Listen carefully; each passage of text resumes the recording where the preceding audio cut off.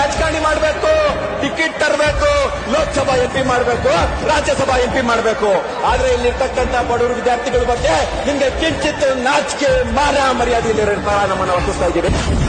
Foreign, America, ದುಬೈದಾಗ ಕಳಿಸ್ತೀರಿ, ಬಡವ್ರ ಮಕ್ಳಿಗೆ ಗೊತ್ತಿಲ್ಲ ನಿಮ್ಗ. ಏನ್ರಿ ದಿನಕ್ಕೂ ಸುಳ್ಳು ಭರವಸೆ ಕೊಡ್ತೀರಿ, ಸುಳ್ಳು ಹೇಗೆ ಕೇಳ್ತೀರಿ? ಮಾನ್ಯ ಮುಖ್ಯಮಂತ್ರಿಗಳೇ, ನಿಮ್ಗೆ ಸವಾಲನ್ನ ಹಾಕ್ತಾ ಇದ್ದೀನಿ.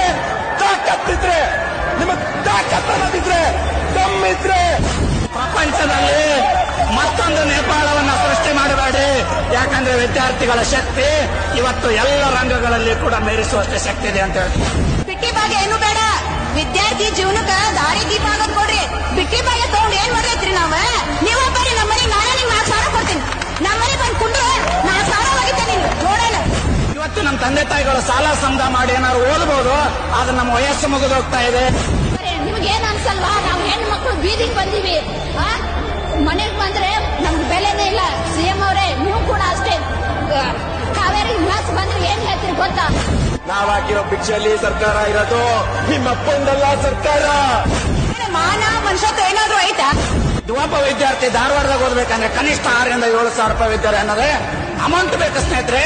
ಆ ಹಣವನ್ನ ನಮ್ಮ ತಂದೆ ತಾಯಿಗಳು ಕೂಲಿ ಮಾಡೋರು ಎಷ್ಟು ದಿನ ಕೊಡ್ತಾರೆ ಸ್ವಾಮಿ?